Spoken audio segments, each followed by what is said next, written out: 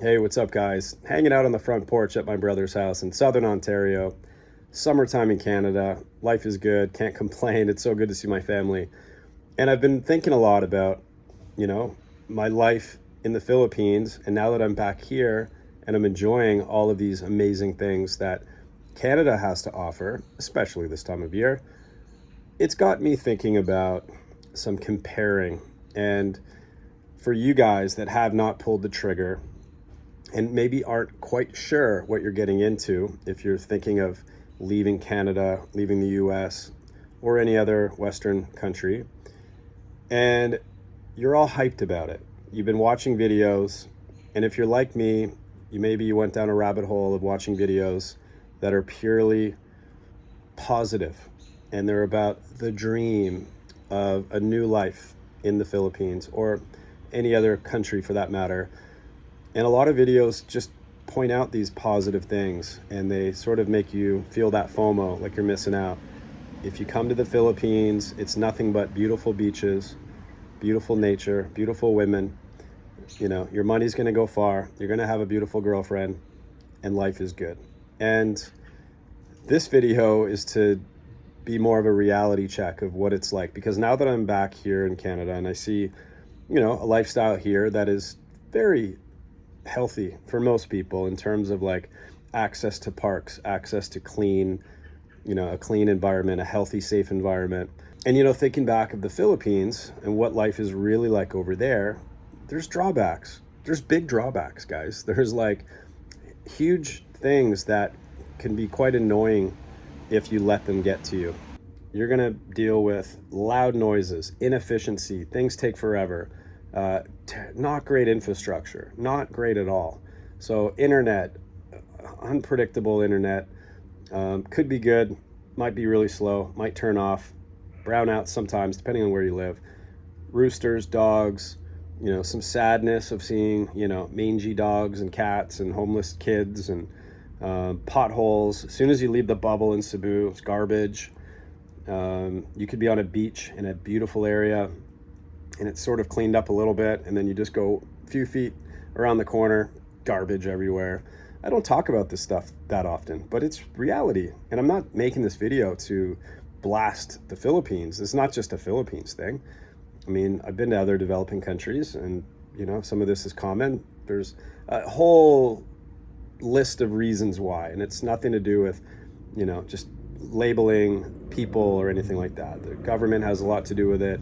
A lack of support, lack of things that are put in place to make it easy for people to manage garbage and to even have incentive and stuff like that. So it's a whole thing, right? But point of this video is reality, the reality of what you're getting into when you sell everything and you leave your beautiful, comfortable, peaceful place where you live and you go to a place like the Philippines. You have to be aware that it's not la la land. It's not perfect. There are things that are potentially going to be annoying, and not everyone, it doesn't work out for everyone. There are people that go there, they try it, they turn around, they come back. Maybe they start looking into another option. So you have to go with the right expectations. But here's the main point of the video that I'm finally getting to.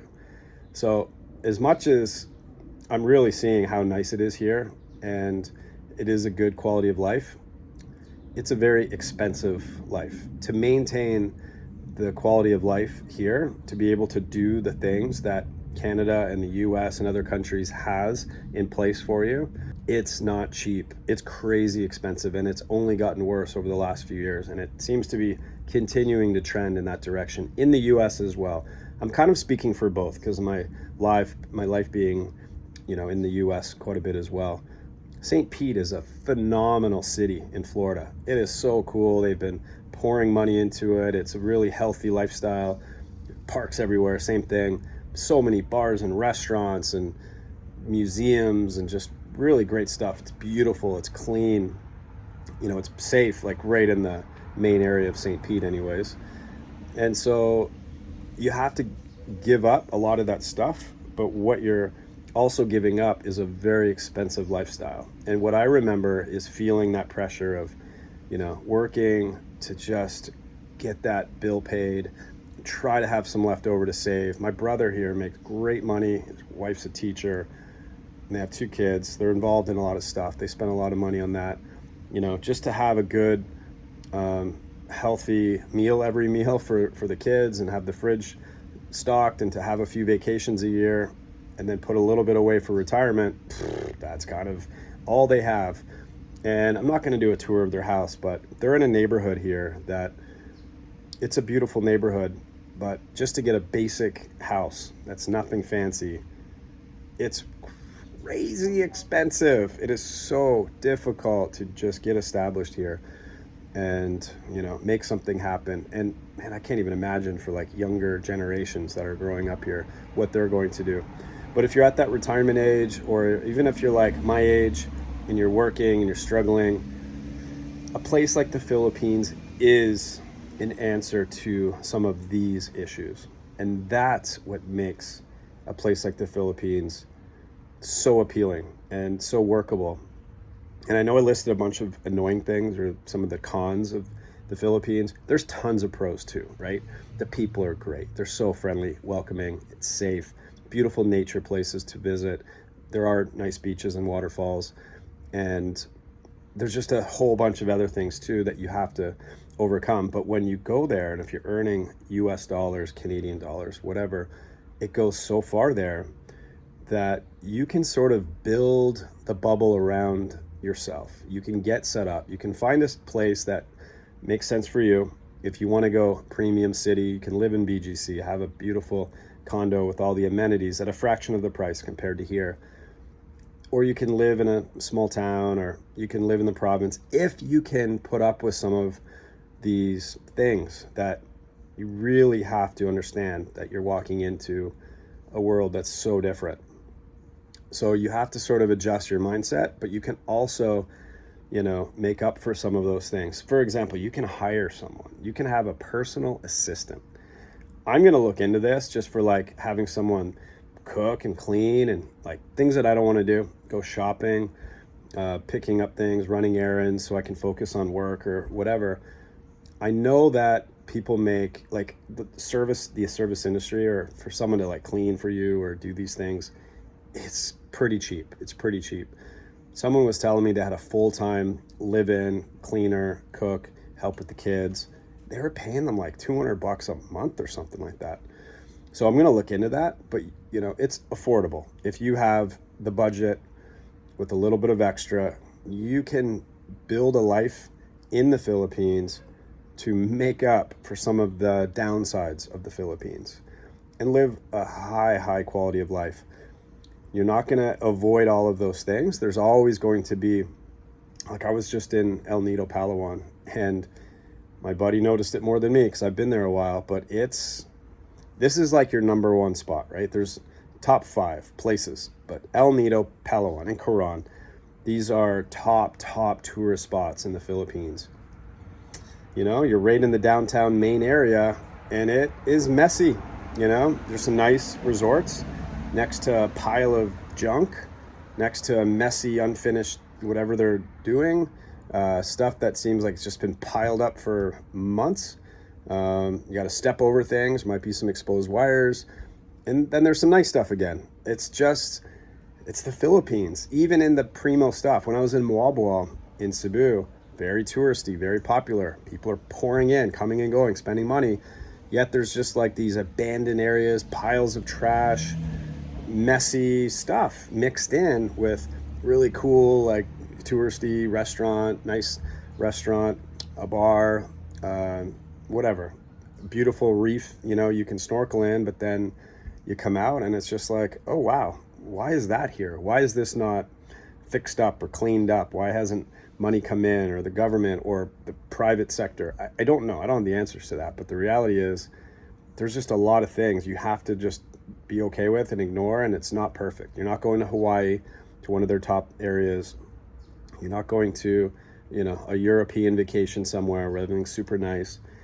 It's just not like that there. So you're giving up stuff, you're gaining a position of freedom and lifestyle as a wealthier person because of the cost difference and bringing, your foreign dollars to a place where you can splurge on certain things. So that's biggie. That's the main point of this video. It's to sort of point out there are huge drawbacks, guys, that you really have to be aware of that I don't talk about a lot in this video or on my channel. Just, I'm so grateful for being there, and I feel so welcome there. I don't want to like spread any negativity about a country that's supporting, me living there essentially, or welcoming me to live there. But at the same time, it is reality, and people are making huge decisions to come over there. And most people come and make it work, and they're okay with these things. But sometimes they get old after a while too, and you have to sort of remind yourself, like, you come back, you see the nice stuff, and then I went to Harvey's with my dad, and it was $30 for the two of us to eat. You're like, oh yeah, I get it. I remember now. It's like, it's awesome, but it's not always sustainable, or you have to get in that rat race to kind of keep up and, and be able to afford how much it costs. So that's it. It's just some reflection, some conversation about this stuff. Just the main thing, if you guys go there, expectations, set them right, go there for the right reasons, cost of living, ignore some of those other things, build the bubble around you if you want to sort of make up for some of that, make it work for you. And then of course, the number 2 reason, cost of living, I think is the main thing. And then of course, for single guys going there, comparing it to opportunities in the West for finding a girlfriend, there's no question. You're going to a bigger pond with more fish. Some of the fish are poisonous, some of them bite, but there's amazing Nemo fish. That's a stupid analogy. There's great, sweet, nice, friendly fish in the sea in the Philippines. Yeah, that's a whole other video, but that's definitely number 2. If it wasn't cheap and if there wasn't good dating opportunities, I wonder how many people would go there. That's something to chew on a little bit. So that has to make you think about like what it is really like there. So that's it, guys. Just a little conversation with you, some reflection on my thoughts, comparing and thinking through this for my own sake too, right? Just letting you know what's going through my mind, even though I see, how great it is here and all of the pros to living here, and knowing that I have an amazing setup down in Florida that I could go back to. Even though I have all of that, and even though I listed all of those things, those negative things of the Philippines, there's not a doubt in my mind that after my visit here with my family, I'm heading back over there. I did make a video recently that said, like, I am going to explore the whole region. Like, I want to look at all the other countries. I want to be able to speak on them, compare them to the Philippines. Will I end up in the Philippines after all of that? There's a good chance, for sure. Like, there's no question, despite all of the things I listed, I can still live happily in the Philippines and, build a life there that is amazing. And I know there's ways to work around some of the drawbacks of the Philippines. And for me, it's about building a setup. I've never had a setup. I'm always on the move. I'm bouncing around. I'm throwing myself into these different scenarios. But I also see people that have the setup, and I see the potential, right? There's a lot you can do. I have a friend in Dumaguete that he's kind of tired of a lot of the noises in the neighborhood that he lives in, and he's building a property, and he's bought some land, and he's doing it in a way that he's basically building a wall and a fortress around his property to insulate it a little bit from the outside noise, and to, again, build that bubble around you. Make it work for you. Use the leverage of the foreign dollar that you're bringing, and use it wisely to make the setup work for you. I mentioned hiring a personal assistant. Like, for me, the motivation for that is I'm not a huge fan of the food options in the Philippines in general. Depending where you are, if you're in a main city, in a nice area of a main city, if you're in a really touristy area, there's going to be more options, more international food, Filipino restaurants that serve really good Filipino food. But often I feel disappointed in my food options, whether it be not healthy, or it doesn't look good, or it's cold, or whatever. If you've been there, maybe you know what I'm talking about. Some people are more picky with this. And for me, food is such a big thing, and it is a bit of a drawback thing for me in the Philippines, that I would love to have an assistant that helps me. Like, I don't love shopping. Like, someone that can go to the market, pick up a bunch of stuff and cook like a bunch of good, healthy food, and always have that, because I don't keep up with it well. I eat out all the time, and I'll end up going to Jollibee, for example, because I want a hot meal. And maybe where I am, there's just no other good options. It's cold food or just not that good. And so there's a lot of times that I'm not eating the way that I want to be eating. So I can use the leverage I have of like US dollars. I can afford more. I can afford an assistant. I can put out of my budget. I can stop spending on some things and spend it on something like that because it's important to me. I can have someone do that for me. They can come by and clean my place once a week, go shopping for me once a week, and maybe come by and like maybe cook a bunch of meals and put them in the fridge and the freezer, whatever. Like, maybe I do something like that. I don't know. But when I left, I thought I need to figure that part out. But then I thought, well, why don't I just do what I'm talking about right now? So anyways, you get the point. You can make it work for you. That's what's awesome about living in a place where you, again, everyone has a different budget, but your money goes further there and you can make it work. So that's what I'm excited about. And that's why, for me, all of the pros far outweigh the cons. That's it. That's it in a nutshell, guys. So thanks for listening to my little reflection thought, deep thoughts with Chad Foster. I appreciate your time as always, and stay tuned for the next video, guys. I have a bunch of videos I want to make while I'm here in Canada, and I have footage that I've taken in Palawan and different places. I'm going to go through. I'm going to make some videos. I'm going to talk about some Philippine stuff mixed in with some of this stuff, and we'll see where that goes. There's a lot of stuff coming down the pipe too, some new exciting things. I'm just going to give you that for now, but stay tuned. The channel it's going in the right direction, I think. I think I'm helping people.